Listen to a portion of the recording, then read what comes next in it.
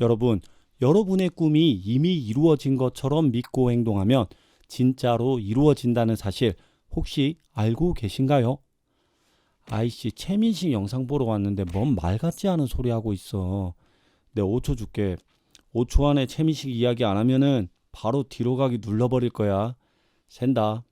뇌과학적으로 목표한 것이 현실이 되었다고 믿게 되면 오늘은 메소드 연기 장인이자 충무로 3대 트로이카라고 불리우는 최민식 배우의 생애를 통해 상상한 것이 현실로 이루어지는 끌어당김의 법칙에 대한 이야기를 해보도록 하겠습니다.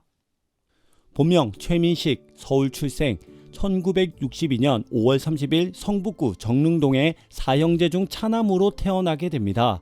어린 시절 그는 폐결핵을 앓아 죽을 고비를 넘기게 되는데요. 잦은 기침과 각혈로 살이 빠지고 병세가 점점 더 심각해졌습니다. 의사로부터 가망이 없다는 판정을 받고 요양원에 가라 권유받게 되는데요.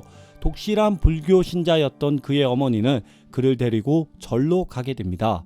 법당 생활을 지내며 희망이 없어 보였던 그의 병세를 간호사 출신이었던 어머니의 지극정성 덕분에 기적적으로 건강을 되찾게 되는데요. 그렇게 일상생활이 가능해져 평범한 학창시절을 보내던 어느 날 우연히 난장이가 쏘아올린 작은 공이라는 연극을 보고 배우에 대한 꿈을 품게 됩니다. 연극의 진심이었던 그는 동국대학교 연극학과에 들어가 대학 시절부터 남다른 두각을 나타내게 됩니다. 연기로는 선후배들도 인정하는 연극계 다크호스로 이름을 날리게 되는데요.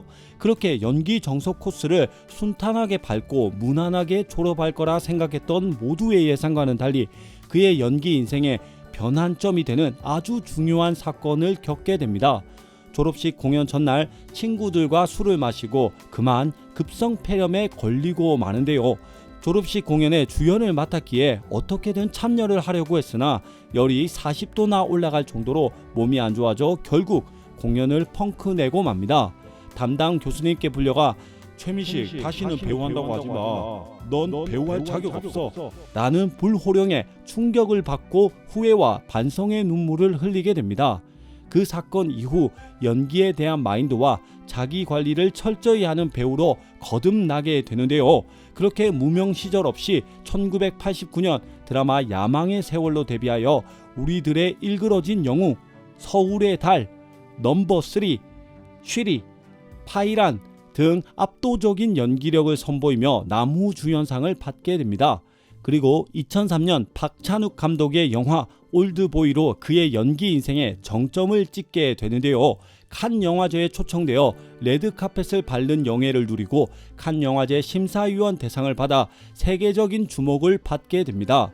이후 수많은 작품에서 꾸준한 명품 연기력으로 명실상부 최고의 배우로 등극하게 됩니다.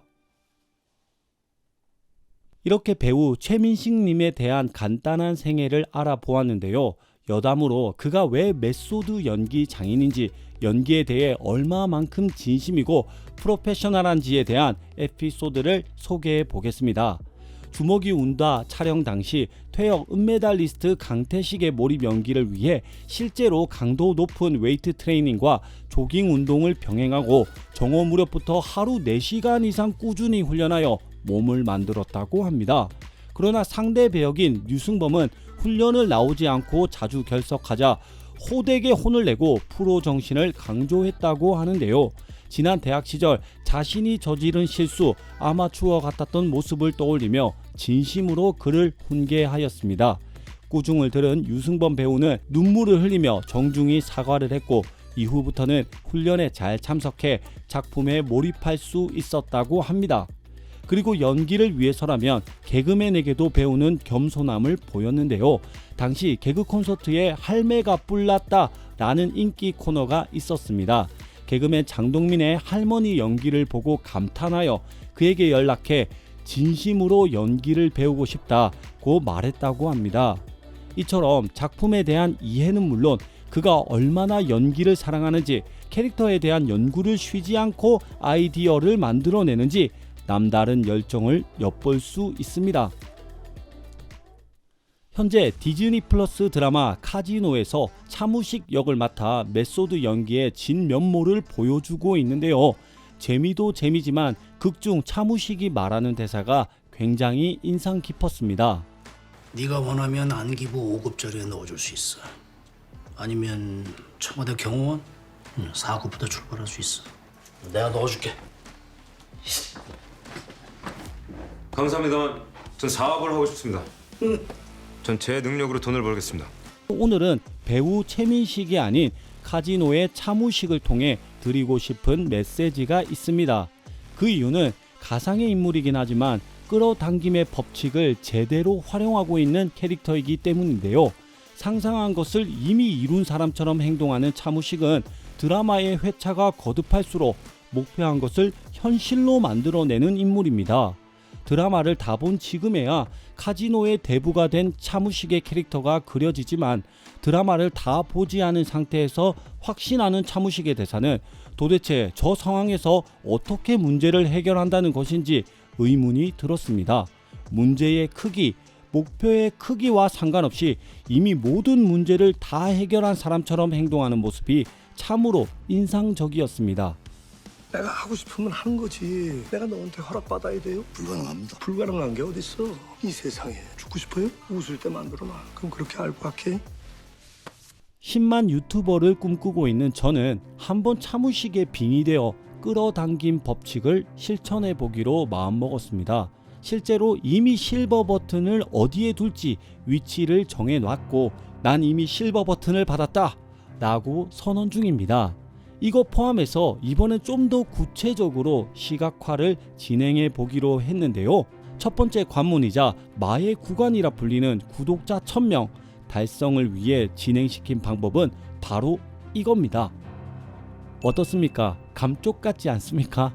현재 구독자는 601명이지만 전 벌써 나머지 399명과 이미 만났다고 생각하고 있습니다. 제가 이 장면을 만들고 보자마자 느낀 건 거참 되게 기분 좋네 였습니다.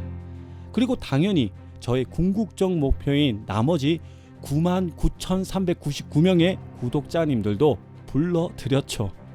짜잔! 그냥 절로 웃음이 나왔습니다. 지금 봐도 기분이 좋네요. 제가 이렇게 하는 이유는 단순히 기분을 좋게 하기 위한 행동인데요.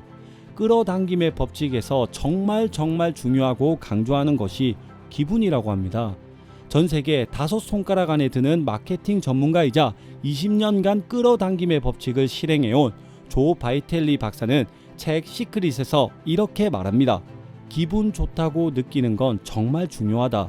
이것이 신호가 되어 우주로 전송되면 그와 같은 것을 더 끌어당기기 때문이다. 그러니까 기분이 좋을수록 기분이 좋아지는 일들을 더 많이 끌어당기게 되고 위로 올라갈 수 있게 된다. 수많은 부를 이루고 끌어당김을 실천하고 있는 부자들은 이처럼 목표를 정하고 이미 받았다고 믿고 그 다음은 그저 좋은 기분을 느끼기만 하면 된다고 말합니다. 그리고 다시 역순으로 기분이 좋으면 받아들이는 주파수가 맞춰지고 좋은 것들이 그 주파수대에 같이 들어가게 되면서 목표한 것을 이룰 수 있다 라고 말합니다. 생각만 해도 가슴이 뛰고 설레는 일들을 떠올려 보시길 강력하게 추천드립니다. 그리고 그 일이 지금 실제로 정말로 사실로다가 이루어졌다고 믿는 것이죠. 세상이 아름답게 보이고 눈물 날 정도로 감사할 만큼 성공한 당신의 모습을 생생하게 한번 그려보세요. 그럼 그 좋은 기분이 오늘 하루 여러분을 책임져 줄 겁니다. 감사합니다. 지금까지 유스펙트였습니다.